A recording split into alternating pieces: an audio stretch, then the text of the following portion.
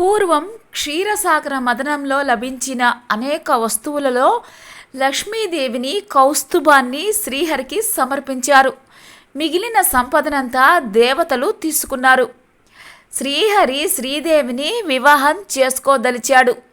కానీ శ్రీదేవి, ఓ నారాయణ, నాకంటే పెద్దదైన అక్క ఉన్నది.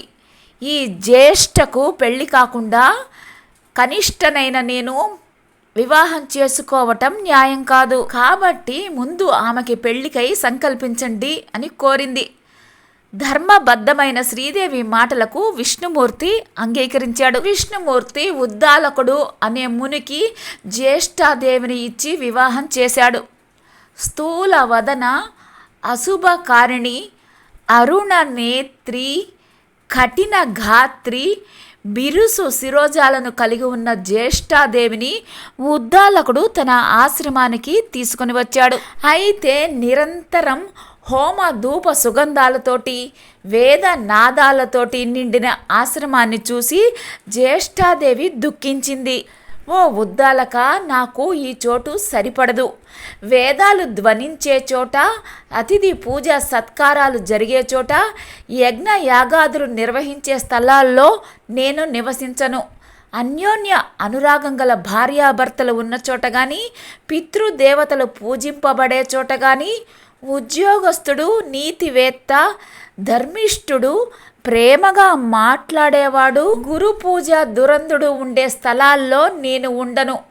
ఎక్కడ రాత్రింబవళ్ళు ఆలుమగలు దెబ్బలాడుకుంటూ ఉంటారో, ఏ ఇంట్లో అతిథులు నిరాశతోటి ఉసూరుమంటూ ఉంటారో, ఎక్కడైతే వృద్ధులకు, మిత్రులకు, సజ్జనులకు అవమానాలు జరుగుతూ ఉంటాయో, ఎక్కడైతే దురాచారాలు, పరద్రవ్య పరభార్య అపహరణ జరుగుతుంటాయో అక్కడ నేను ఉంటాను.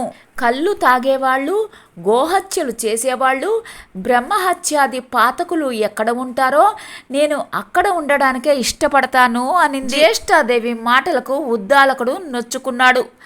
నీవు కోరినట్లుగా నీకు తగిన నివాస స్థానాన్ని అన్వేషించి వస్తాను. అంతవరకు నువ్వు ఈ రావి చెట్టు మొదట్లోనే కదలకుండా కూర్చో అని చెప్పి ఉద్దాలకుడు బయలుదేరి వెళ్ళాడు. చెట్లు మొదట్లో కూర్చుండిపోయింది జ్యేష్ఠాదేవి.